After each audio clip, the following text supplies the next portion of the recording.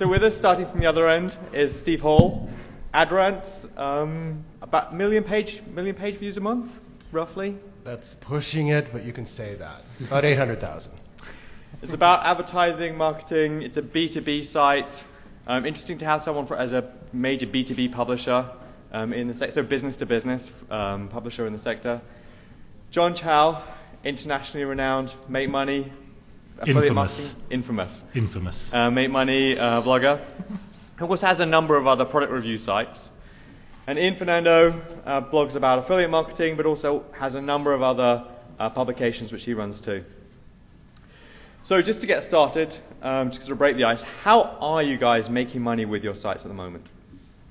So let's start with Ian.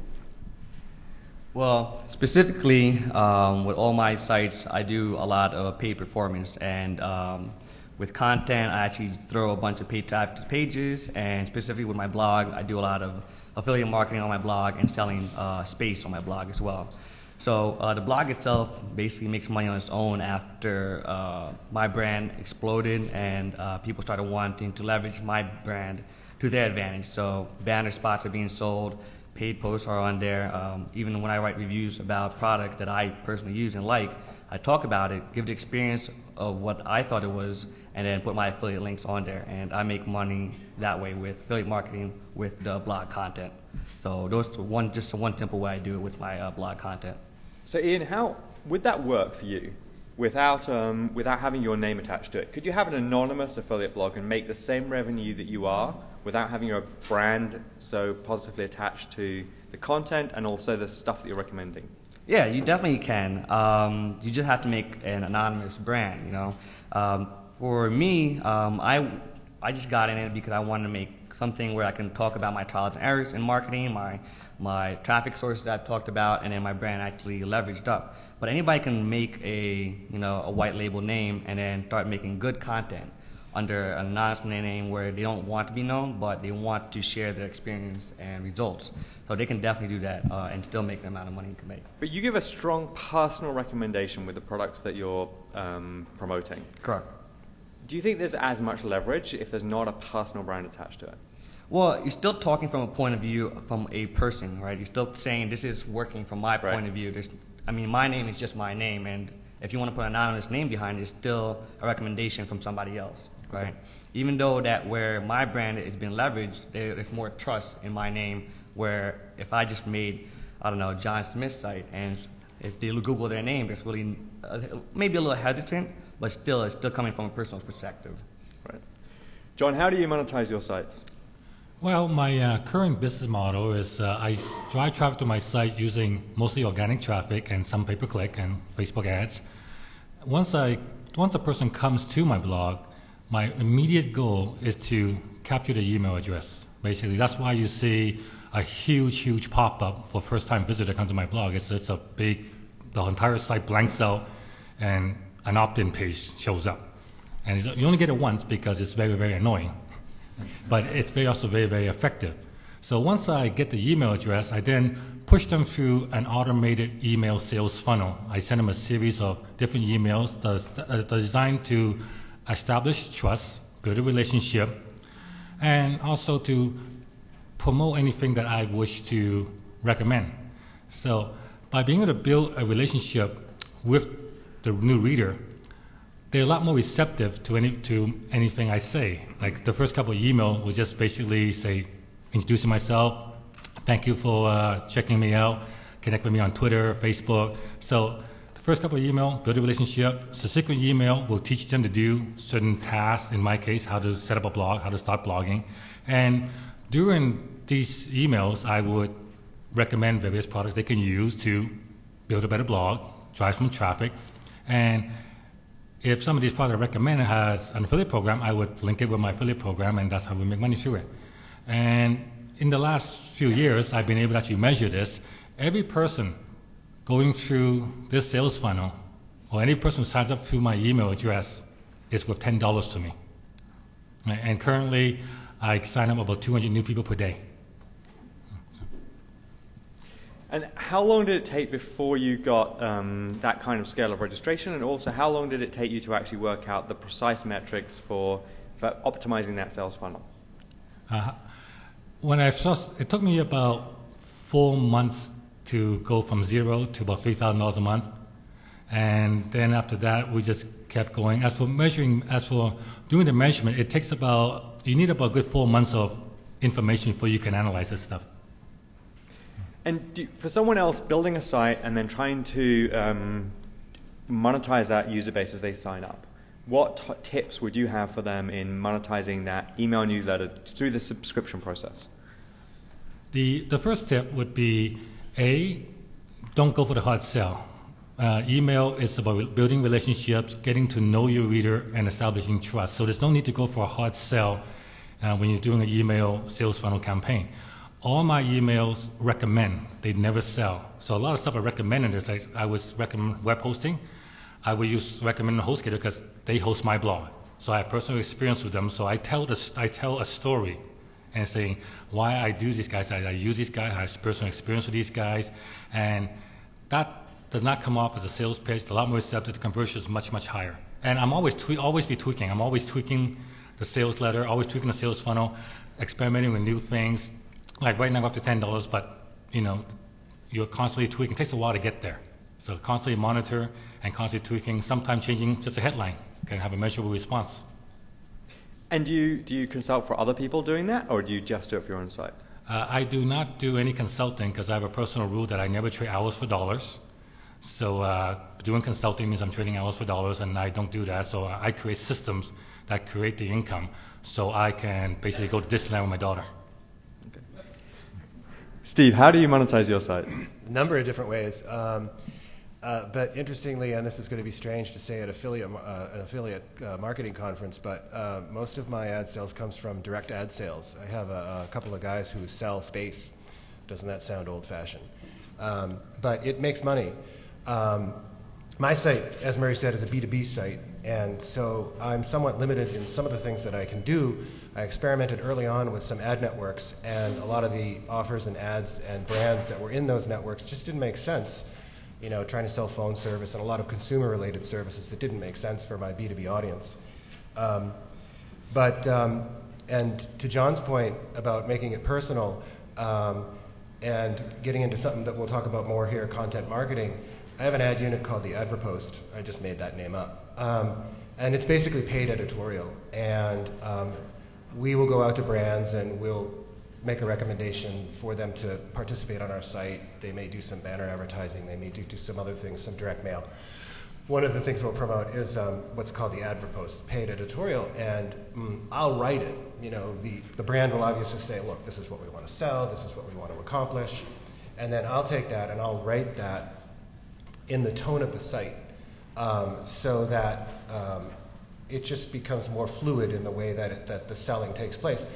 And it's not like we're tricking the readers. I mean, it's marked as an ad and it looks different, but it's in line with the rest of the content of the site. And it's done well. In fact, it usually does 10 to 20 times better than any sort of traditional advertising that I've done. Another thing I recently got into was lead generation through a company called Madison Logic, and it's basically a revenue share thing. You offer free stuff to your readers. Mostly it comes in the form of a downloadable white paper, and leads are captured in that process. And the revenue is shared between the company, Madison Logic, and the publisher, myself. So that's been, I've been doing that for 4 or 5 months, and that's been quite profitable, surprisingly so, actually. AdSense, there's usual filler type stuff, but if you are running a site that is focusing on a particular B2B audience, there's not a lot of ad network type opportunities out there, although there is one called Bizzo, and it's B-I-Z-O. And much like an ad network, it's banners and it's revenue share, and that has done quite well. The beauty that you get out of that is you become an inventory provider, and they're able to collect data on your site. So if you've never done a readership study, if you don't really know who your readers are, if you don't have a factual spreadsheet that can tell you that stuff, you get that from participating with Bizzo, because they'll give you a profile, what industry people work in, where they came from, that sort of thing. Yeah, you'll probably get a lot more from Google Analytics, but this helps as well. So that's a few things. I don't want to talk the whole panel. So we've talked a little bit about, you've started to talk about branded content. Steve, let's follow up with that. How do you see branded content evolving? How are advertisers coming to you with that? Is it entirely you, or are they coming to want to contribute and have that and create that content themselves? And how's that really working forward as a publisher? Oh, it runs the gamut from brands coming and saying, we'd like to contribute an article, for free. I mean, and sometimes I look at that, hey, that's great content. I don't have to do the work. It benefits the site. Yes, I'll take your contribution. And then it ranges to the Adrants that I talked about. But interestingly, when I first started, this is probably 2001-ish, and if you were to mention content marketing or writing editorial that was, let's be honest, paid for, someone came to you and said, I'll give you money if you write about my company, that was frowned upon and looked as interfering with the separation of church and state. But that's changed now, and you see major publications like Mashable, who half their editorial is paid for. They have these series sponsored by Microsoft, but it's a good thing. It's not bad. I mean, the editorial is informative. You know it's sponsored. There's an intro and an outro before and after the article. And so Mashable is making money. They're making thousands of dollars. And they're putting out valuable content. And it's becoming more and more acceptable. You couldn't do this 10 years ago. And even when I launched that Adverpost unit, people would frown on it. And how could you possibly do this? You have to say it's an ad. And I guess in all honesty, I didn't market appropriately at first. But it's marked now. But brands are understanding the notion of content marketing. People are writing books about it. People are understanding that, we have ads, but we have a lot more to say. And for a brand to come to a publisher and say, we can give you this content, either free or paid. And brands can become content marketers themselves. And that's happening a lot too. Whereas they're not necessarily relying on publishers. That can be, of course, a good and a bad thing for us. John, so we've got one question for the audience about, they want to ask about the evolution towards the list. I'm not quite sure if you could clarify that, whoever asked that. But also, are you working with branded content? Are people coming to you with, brands increasingly coming to you with content they want you to republish? And how do you see that evolving within your site? Most brands don't give me content. I do offer sponsored reviews. Like, I generally don't accept a sponsored advertorial or editorial because if the advertiser insists, I will accept it after I approve the copy. But most of the time, I recommend the advertiser to say, let us do the review, because it's for their benefit. Because the readers, when they see the review or the content written by one of my staff writers, they tend to be a lot more receptive to it than say it was written by the advertiser, because then it just looks like a press release. So it's johnchow.com, but lots of the content's written for you. 90% of the content is still produced by myself. Okay. Yeah, because it's johnchow.com, so they expect it being from John Chow. Yep. Ian, what about you? Are you finding branded content coming your way? I most likely write all my content because my blog is in the affiliate performance space, and I talk a lot about case studies, my experience, my trials and errors with traffic sources, and why people should use this traffic source over another. So most of my content is almost about 100% me. And just to cater to John's, I don't usually take content that the advertorials already wrote for, because it does sound like a press release. And since my blog is a personal blog, I want it to sound like I am recommending something to somebody else. I don't want it to sound like a sales pitch, because the blog is very, very personal.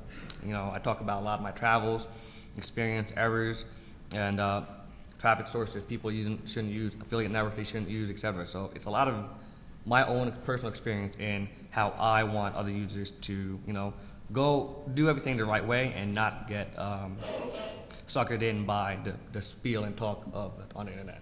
So. So Ian, obviously you do a lot of affiliate marketing. I know Steve does less affiliate marketing with his site, but Ian, John, do you want to talk about how you work with affiliate programs, what's really working, what you see evolving as well within the affiliate marketing space? So there's a lot of changes that have been happening. I've been in the space for about 6 years, and it has changed a lot within those 6 years. Most of the stuff I do is all paid traffic, paid sources to an affiliate offer and to maybe a recommendation page, landing page, or an advertorial page. And the space I do can rapidly grow and sink pretty fast. So with the affiliate space, you have to always make sure you're reading good content that's always out there. For example, like I recommend like reading AffBuzz, because AffBuzz has like the top affiliate blogs out there that talks about affiliate marketing, who's being shady, who's not being shady, who's paying, who's losing $10,000, etc. So it's more of receiving the information properly and knowing how to react to that information. The affiliate space itself definitely changed. The government's getting into it, and you just have to adjust to that space. John, do you want to comment on that? Yeah, pretty much fully agree with Ian. Like I said, my affiliate marketing is done mostly through my email list, and when I'm looking for products to promote, I like to personally try it out, because I like to give a personal recommendation. For example, the company who handles my email is Aweber, so that's who I recommend to bloggers who want to set up their own email system. I recommend Aweber because I have personal experience using it, and how I do it is I teach them how to use it. Basically, it's selling by teaching. So by showing them the advantages of what this product can do, all its features and its benefit, and giving them a free trial, like Aweber does have a $1 free trial, and I'll just refer them that way. And the cool thing I like about the Aweber's affiliate plan, and there are other companies who offer these type of affiliate plan, is that it is an ongoing residual. The Aweber's affiliate program is 30% of their billings for life. Right? So over the past 5 years, I'm making 30% of hundreds and hundreds of people that I refer to Aweber. And this is the reason my income has kept going up every single year, even though the number of ad space you see on my blog has remained the same. My ad prices has never changed. It always hasn't increased, and no additional ad spot. As a matter of fact, I took away ad spot, but my income keeps going up because every day I keep adding new people to these programs that gives me a residual income every single month. So obviously, we're seeing increasingly companies coming out with solutions to monetize pictures, monetize video, and even if you're serving that, are you now needing to have a content delivery network to speed up your site because you've got heavier content? How are you monetizing? Ian, how are you monetizing text, video, and images differently? So it varies. Back in the day, I used to accept sponsored videos where an advertiser would actually have their ad in my video, and they would just have a 15-second or 30-second spiel, like similar to what you see on how YouTube's advertising on high-volume videos on YouTube. I usually do the same thing as well. So they pay a higher price for that video space just because I can't remove the ad after it's in the video, after I've edited, unless I re-upload the video. So when people want to say, hey, I want to monetize your video content, I want to monetize your Twitter profile, I want to buy space here, then I find a solution. For video, it's more of an advertorial space. For Twitter, somebody wants me to tweet something, which I rarely try not to accept it because my Twitter profile is very, very personal, and I want to give good recommendations instead of an ad on there. For other things, it really depends. I got to figure out what will benefit me and what will benefit the end user. Most importantly, I want to make sure that the thing that I'm advertising to everyone in my user base will make sense. I don't want the users to see a Gillette commercial on my affiliate performance marketing blog. It just doesn't make sense. Even though they're willing to pay me, it just doesn't make sense for me to just take the advertorial and push it to my audience, because there's a totally different audience from what Gillette wants to advertise on. So it very differentiates. John, how are you monetizing text, video, and images differently? Well, for video, I am a YouTube partner, and I do recommend everyone who has a YouTube account should actually apply for it. Like, it doesn't really take that many views on your videos to become a YouTube partner.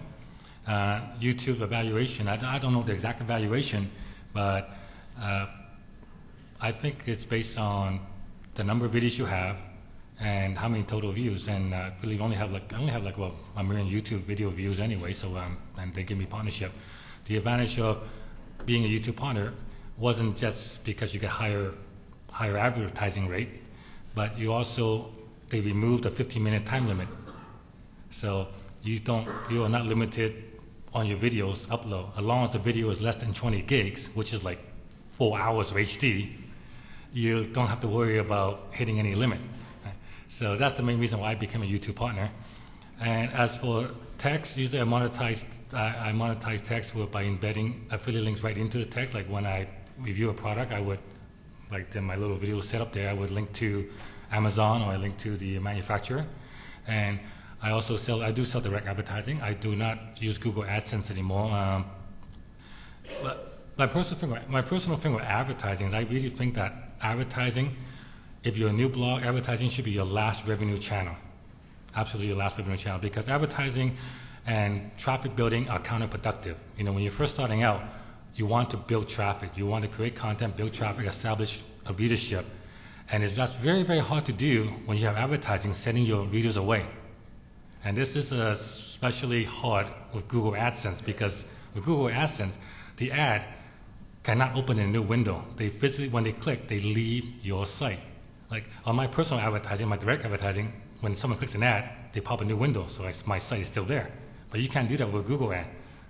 So when you're starting out, concentrate on building content, concentrate on building readership, and don't think so much about the advertising. I mean, when it finally comes down to monetizing your site, just think of other ways, because ads take your readers away, and you're trying to build an audience. So you'll get to the point where eventually you can sell ads and it won't affect your readership. But when you're first starting out, hold off on the advertising.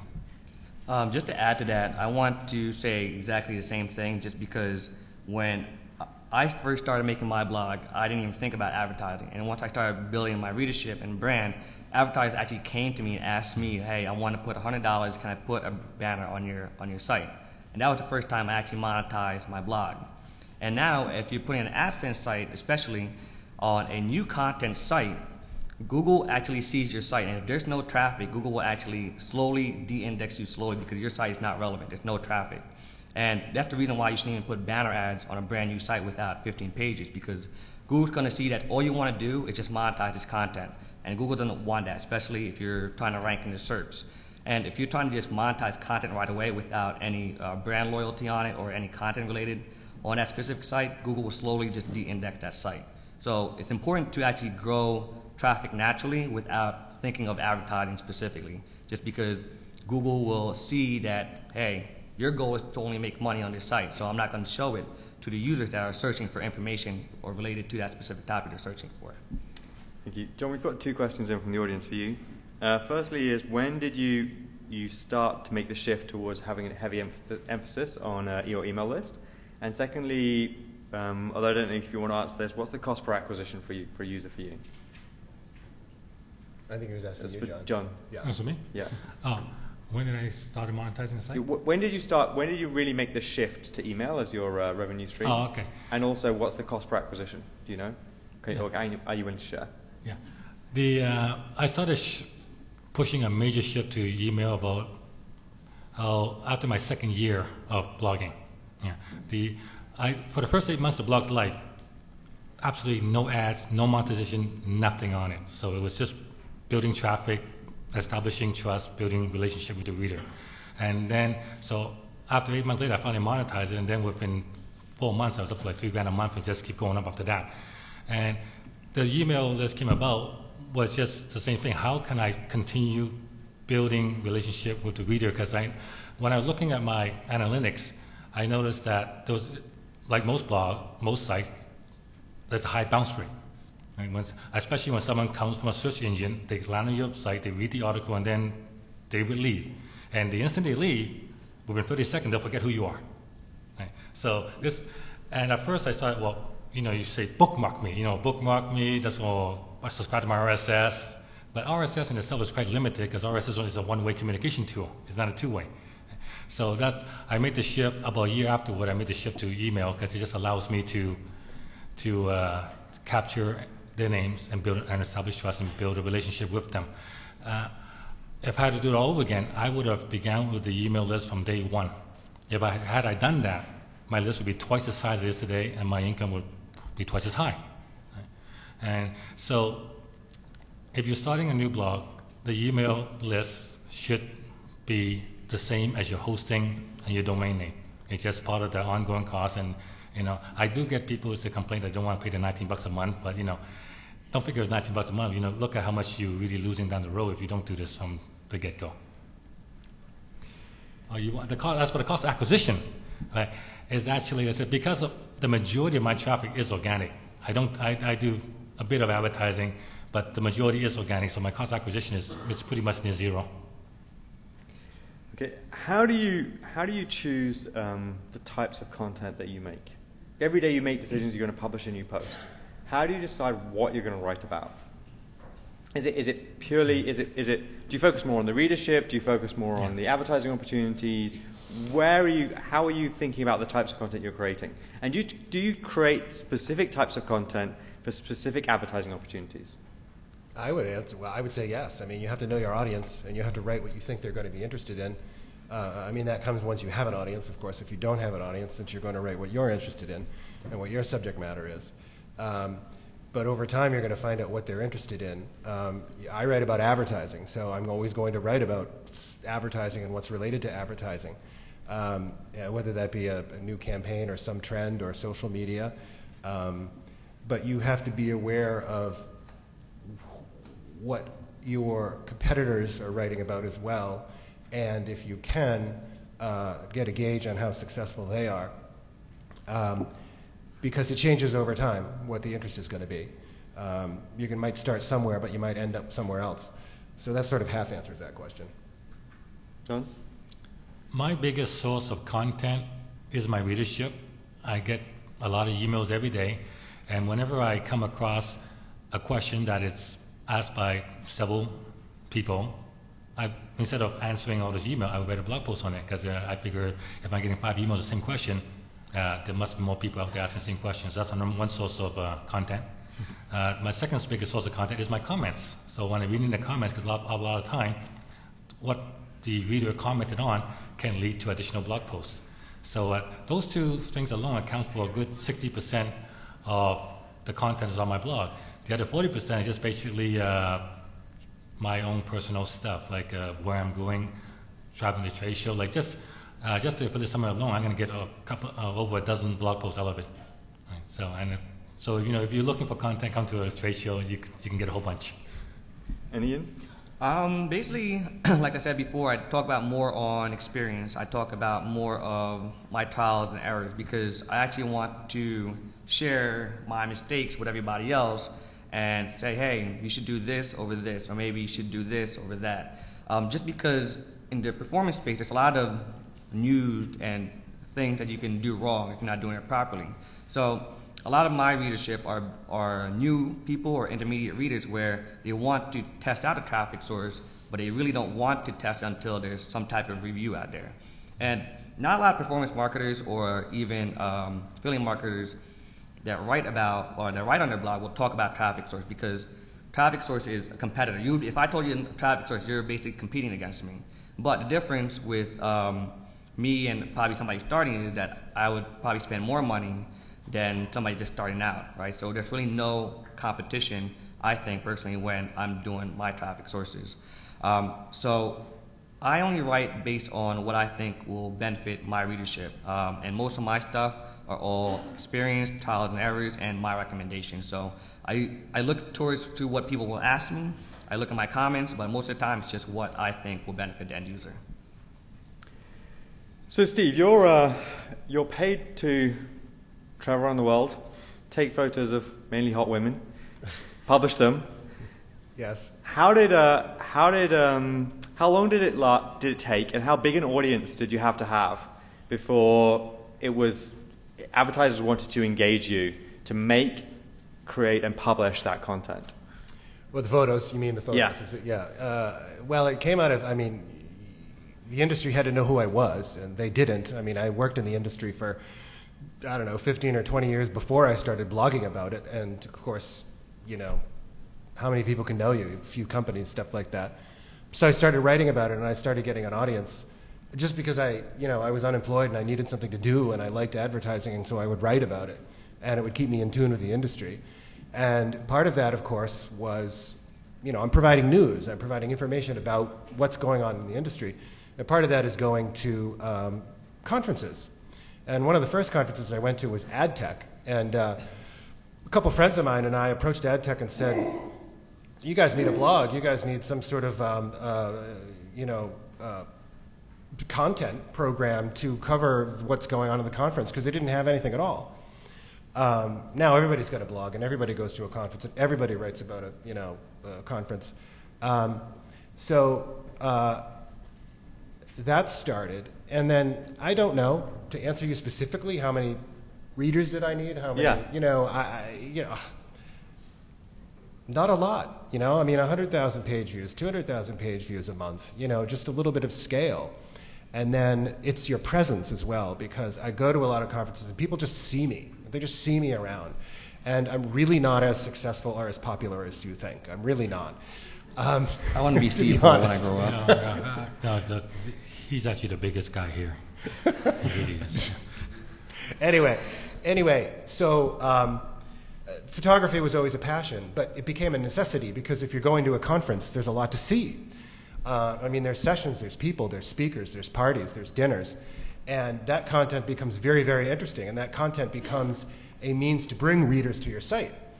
And it's sort of catapulted, because people now know that I go to these conferences, they know I'm going to go to their party, they know I'm going to go to their session, and they expect to see the photos the next few days. That also grew, so that grows my content, that grows my readership, and out of that, of course, comes a whole lot of things. But out of that grew paid photography gigs. I'm paid to take photos of this conference. I'm paid to take photos at LeadsCon. I'm paid to take photos at Daily Deal Summit and a bunch of others. That just came out of, that went both ways. People approached me and said, you're always at conferences, can we have you do our official photography?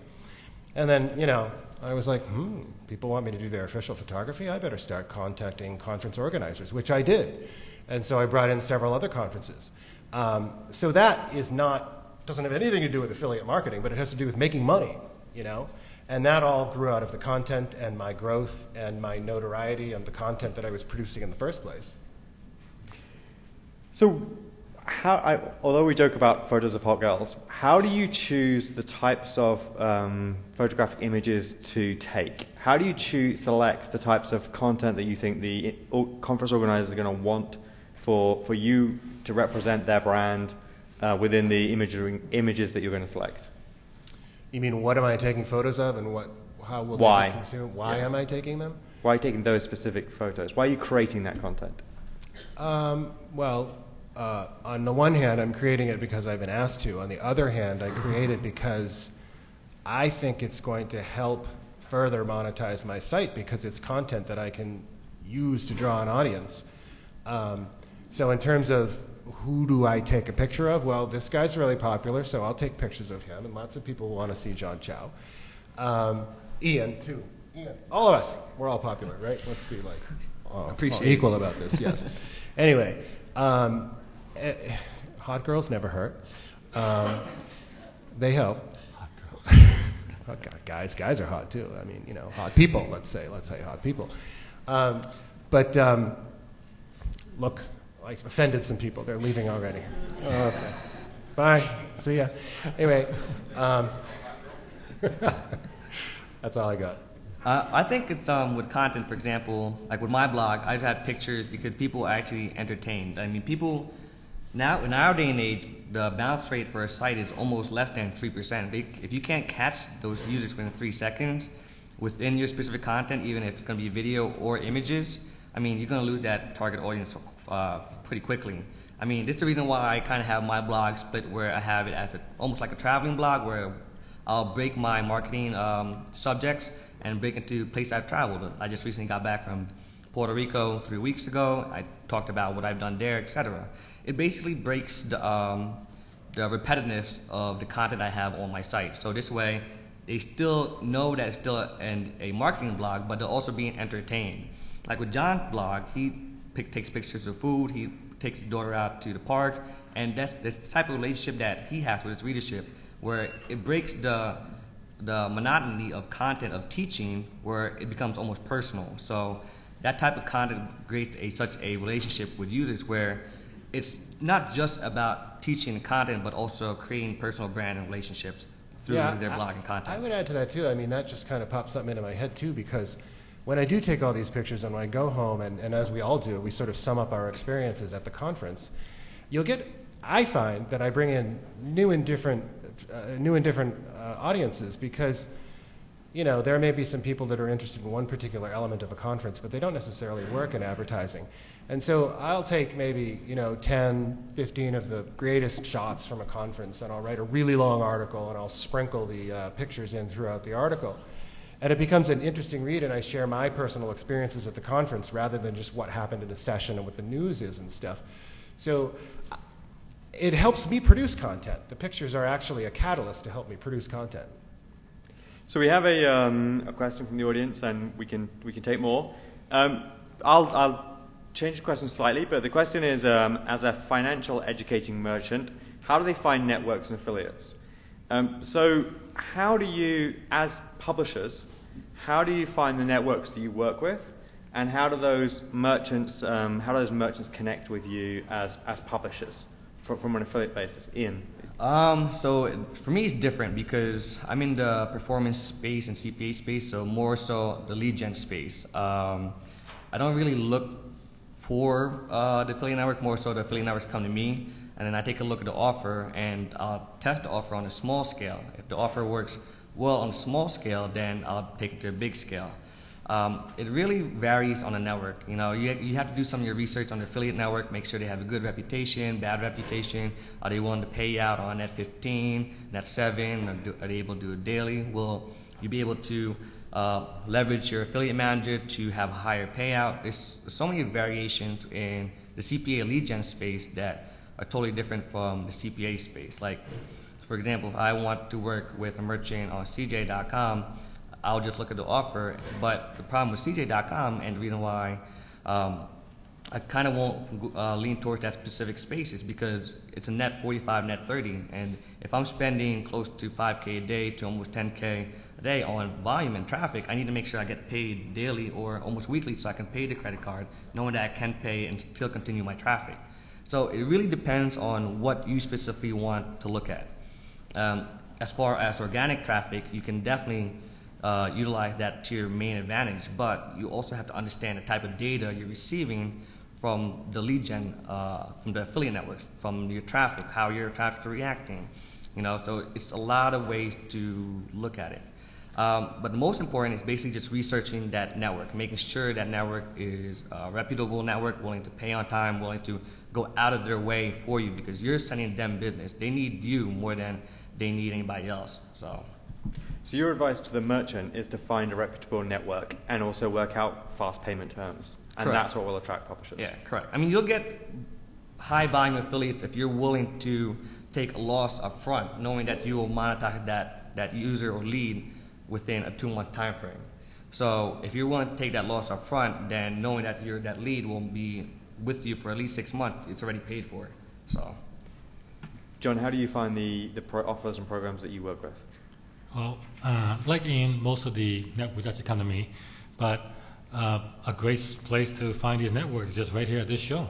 I mean, there's hundreds of exhibitors going to be exhibiting at the booth, and they're looking for you. So go talk to them, introduce yourself, and see what they have to offer. I agree. The thing is, you need to be smart with these people, because they'll tell you the same exact thing. Everyone has the best payout. Yeah. So you definitely have to know what you're talking about. You have to make sure if this is a $30 payout, you need to make sure the EPC is almost around there and not even higher. So there's certain knowledge that you should have on your background so you can start questioning these networks, making sure they are reputable and they know what they're talking about, so they can help you out. Steve, how do you find the programs that you publish? Because obviously B2B is very different from a lot of the rest of us. Yeah, it's different. And then the lead generation is what I do a lot of, mostly. There's some So let me talk about that for a minute, which I think I did already. That's the Madison logic that I talked about, where it's a revenue share with white papers and seminars and that sort of thing. And I already forgot your question. Sorry. Thanks, Steve. So quickly to sort of all of you, how do you select which conferences you go to? I only go to the conference that Murray's at. Because Murray, he is the party animal. He's a lot of them. Yeah. He's at a lot of them. Just hang with him. I have a t-shirt that says, "I'm with Murray, bitch." Thanks, John.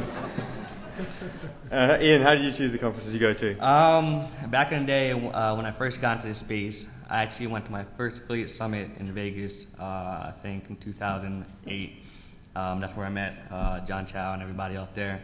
And in that year alone, I basically went to almost everything, all the affiliate conferences. And the reason why I like coming back to affiliate summits is because this is my space, this is my industry, right? I feel more comfortable learning about paid traffic sources and the industry change, the government issues, the FTC regulations, because all the affiliate information, the performance information is here.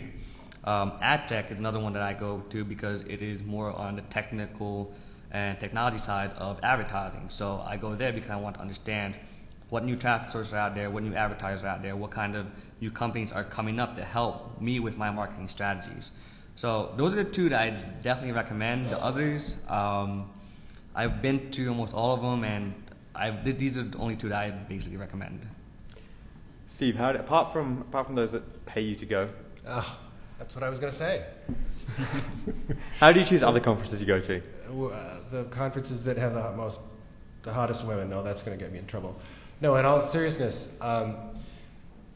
it's content that interests you, your business, your industry. Like Ian said, I mean, this conference is very important if you're an affiliate marketer and if you're in this space. Ad tech for the same reasons. LeadsCon is another conference, just a little small slice of this industry and other industries.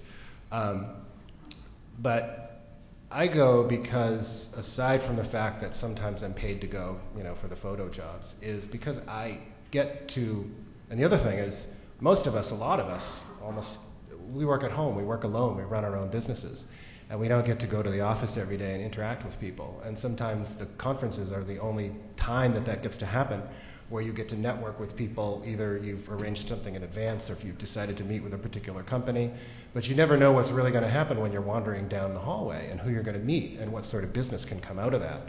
So I just usually identify conferences that are related either directly or peripherally to what it is that I do, and then I choose those to go. I mean, I go to South by Southwest, which really for me has nothing to do with making money. It's just fun. But there's some money-making aspects of that too. But again, it's what's going to grow your business, and that's how I decide which conferences I'm going to go to. So trying to take questions from the audience, we have 15 minutes left. How important is video content? How do you create it, and obviously how do you monetize it? So we'll start with Ian.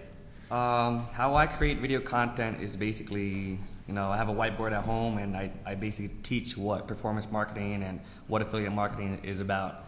Some of my videos are going to be videos basically about conversations where I've been to, like for example, I'm going to have my Mino and just take videos of this sessions and me talking to people. That's basically video content. But for me, when I first started doing video content, I was definitely shy in front of the camera. If you see my first video on YouTube, you'll see me stuttering, so it's not that good, right? But once I started getting used to it, knowing that no one's really watching me that's personally, but it's on the internet, I kind of just became comfortable and me just doing it repetitively. And the content I decided to just do is basically, if you look back into my YouTube channel, it's basically my trial and errors on what I did in marketing and how I surpassed my issues, and basically about almost anything I want to talk about that I find interesting about marketing. Monetizing it is basically, it all varies on how I want to do it. So, John, you make videos. Mm-hmm. Lots of videos. How do you make them? Why do you make them? And how do you monetize them? Well, how I make it is sitting right there. There you go. You can come take a look at it afterward, and it's basically just an iPhone 4S put onto an M cam with a mic and a tripod, and it's relatively inexpensive. Everyone should get into video. It's basically it's pretty much the future. So as for my videos are divided into basically how-to videos where I will teach something, and also into just personal video where just show us having fun and living the .com lifestyle. So as for monetizing it, I'm a YouTube partner account. Sometimes, so there's advertising in the videos, and for other videos, when I'm say showing off a product, like I would then pop up a video link on the video, so they'll just type it in and it sends it for redirect, and then I'll get my affiliate commission that way. Steve, how are you making video? How are you monetizing it? I don't create it myself, but practically every piece of content that I publish has a video in it because I'm writing about ads. But apart from that, I'll just tell you that I've partnered with our fellow moderator right here to create a video series, and he's interviewing people in the industry. And we're doing a syndication model. It's sort of a sponsored by, brought to you by Adrants, so we have that content, and it's syndicated out to other sites.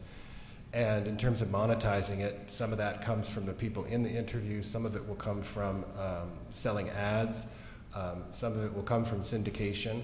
But so we're creating content that hopefully is of interest to people in a multitude of the industries that we're in. So we've just started, and hopefully it'll work. So I'll talk about that a little bit. I have started doing a lot of video work over the last several months. I started a series on Justin TV, which is live streaming with tens of thousands of live viewers. That's pretty nerve-wracking the first few times you do it, but can be very rewarding. It's a great way to make connections. It's a great way to communicate what you're trying to communicate, and they sell advertising in it. And your video content is very expensive to make often, because it's not expensive to make in that anyone can get a video camera, but it's very time consuming to make, and therefore time is money, and therefore I see it as expensive medium to make. But if you can make it for channels where there's a big audience, that's why I wanted to work with Steve. We wanted to work together on a project. We started the video series. We've got it published in 5 major sites, and we're hoping to take that to 20 major sites will carry that video series content. So we're creating high quality video that we syndicate out.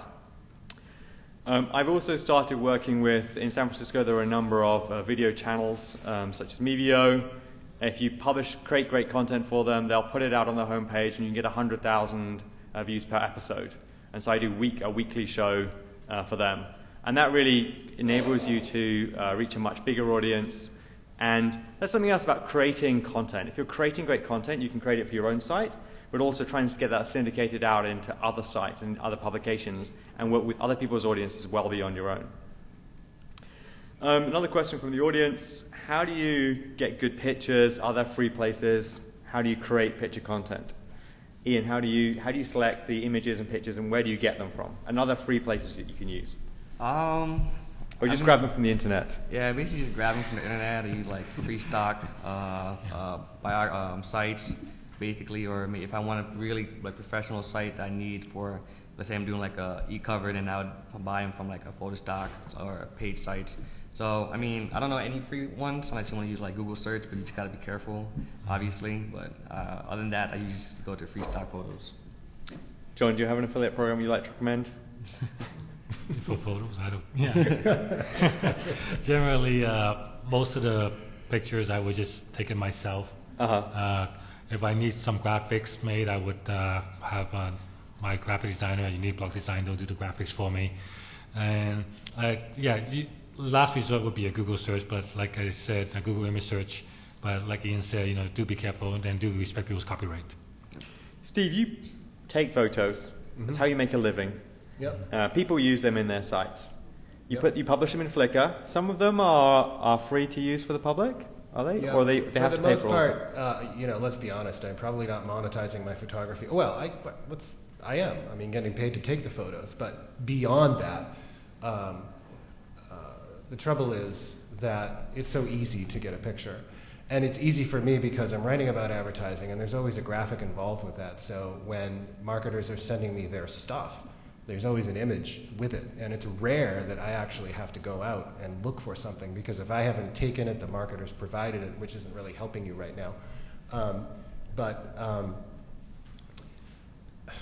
don't know. Does that answer the question? So let's move on, because we are running out of time. So we have a question from the audience. We've talked a lot about branded content, about bloggers recommending products and services. How can advertisers and publishers reach out to work with other bloggers in their niche and beyond their niche, and start to work with publishers? If you're a merchant, how do you actually go about finding and connecting and getting bloggers to work with you, and what's the best way? What messages should they be sending to you, and what content should they be sending to you? So Ian, let's start with you. I guess it all depends on how they contact you. Personally, I don't like it when people just contact me and say, hey, we want to work with you, we want to write on your blog, we want to, pay for something, for a post. I mean, there's really nothing that benefits me, just benefits them, and it's not benefiting me, it's not benefiting my readership. And the readership is the most important part, where that's my audience. I kind of need to take care of my audience, make sure I'm giving the right information to them. So I think there has to be more of a relationship standpoint where, hey, let's work together on something before we close on an acquisition or a deal together. For example, I know ClickBooth back in the day, we did a lot of video content together, we did webinars together, and then that's the time where we're actually sharing a benefit. I'm leveraging my brand through ClickBooth, and ClickBooth's leveraging their brand through me. And then at that point, it became more of a relationship standpoint, where we had an internal relationship where I can talk about ClickBooth because they are a partner that helped me, and I push traffic with them as well. So it benefits both sides. It's more so of how can I help you before we actually close on a deal. You don't want to be that guy where, hey, I want you to tweet to your X amount of followers. I need you to push a public status about my company. But it's really not benefiting me per se, it's just more benefiting that merchant or company. So more so, for me, it's more on a relationship standpoint. John, what kinds of content do you want people to be sending you, and how do you want them to contact you, and what creates a good partnership with John Chow? Well, the easiest way to contact me is just through my blog. Right? So as for content, basically I accept any content that is related to internet marketing and blogging. And so if that's the best way to contact me, is that way. But if an advertiser wants to contact a lot of blogs for sponsored content and stuff, the easiest route is just to use a service like Social Sparks or Isaiah or Review Me, because they're like, if you want to reach the mommy bloggers, Social Sparks, they pretty much lock them all up. Yeah. Well, there is that too, and I use them as well. And we've also created programs where we'll go out and sell, for the lack of better terms, sell the opportunity to publish content on the site, and it's wrapped into an overall marketing program, and it's a series. I mean, Mashable does it. You'll see this series brought to you by X company, and then there's an article. Sometimes the content is written by you, sometimes you hire a freelancer, sometimes the content is proprietary. But what you want to make sure is the content is in your voice, and you have control over it, and you have the authority to say, well, yeah, this content's going to work and this content isn't. But this would never work several years ago. But again, like I said before, people would see it as the crossing the line between the separation of church and state, because content, you can't sell content. I mean, that's the church. But that's not the way it is anymore, and it's acceptable to sell and market content now.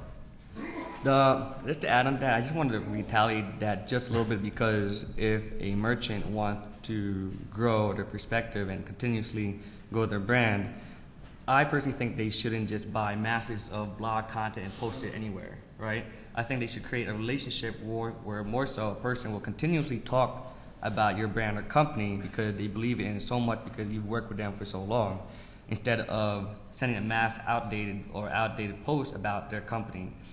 Even though a huge audience can talk about a company or a merchant, it comes more of where a respectable blogger or a respectable publication will talk more so about you. Wouldn't you want to have a respectable blogger, content, or news person talk about your company on a monthly basis, weekly basis, instead of a one-timer throughout 1 year? And even though you're going through multiple publications once, how out of those hundreds or publications that you posted, who are they going to continuously talk about your company or merchant? Probably not, because they're just getting paid for it. You know what I'm saying? So the relationship standpoint is where I think works so much better, where a person that has bigger leverage can benefit off both on the merchant side and obviously the publisher side. So I'm going to agree and disagree with you, Ian. I do blogging outreach programs, sometimes involving thousands of bloggers, sometimes involving creating groups of 10 to 50 bloggers to work with a specific merchant. Obviously, if you reach out to a much broader audience, you do tend to have a much shorter relationship. The crucial thing for me, though, is to look at what, as we've discussed today, look at who the publisher's audience is. Look at what will be great content for the individual bloggers to actually help benefit the readership that they've got, and then actually approach them in the right way. Going to conferences, specific vertical conferences, is a great way to meet those publishers. And also building a reputation by actually being part of the conversation within different blogospheres is a really great way to build those connections. And then actually, say, reaching out to them individually. Don't send a press release. Make sure you send a great email to start with. Make sure you've got great content that they might want to publish. And then work out the drivers. Some publishers just want money. They just want to be paid. Some publishers want great content. Some publishers want to be part of an ongoing connection. Other publishers will write about a product or a company once and will probably never talk about them again because they just cover things once at a time. It's just working out who the niche is, how to contact them, and what to contact them with. For me, they're the critical things. So one last question, which we'll go with. How do you distribute and syndicate your content? Is it just Facebook, Twitter? Is it also article directories? Do you create specific articles for those article directories? Let's start with you, John. My distribution is basically once a blog post gets published, it gets sent out on Twitter, it gets sent out on Facebook, and it also goes out to my email list after there's like 10 posts, I guess a synopsis. But if the article I win is as a pillar article, like a really, really interesting article that I think people would like, I would send that out to my list and drive traffic to it. So we've been called time. So thank you very much, the panel. Yeah, thank you. Thank you. And thank you all very much, the audience. But I think we're bang on time, so thank you.